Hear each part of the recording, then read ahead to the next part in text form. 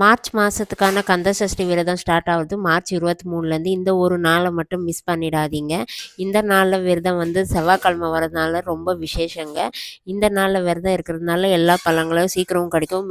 செவ்வாய்க்கிழமை முருகனுக்கு உகந்த நாள் இருக்கிறதுனால காத்தாலே சூரிய உதயம் வந்து 6:15க்கு ஸ்டார்ட் ஆகிறதுனால அப்பயே உங்கள் விரதத்தை ஸ்டார்ட் பண்ணிடலாம். விரதம் அன்னைக்கு பாலும் பழம் சாப்பிட்டு விரதத்தை விடலாம்.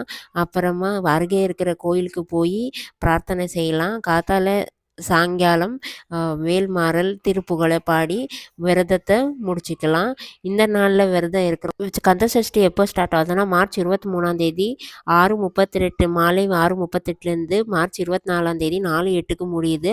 நீங்கள் 4:08க்கு முன்னாலேயே நைவேத்தியத்தை படிச்சுட்டு நீங்கள் விரதத்தை விட்டலாம். இந்த விரதத்தை இருக்கிறவங்களுக்கு குழந்தை பாக்கியம், தைரியம், அப்புறம் எதிரிகள் எல்லாம் தடை நீங்கி முருகன் அருள் பெறட்டும்ட்டு இந்த வீடியோவில் வெடிக்கிற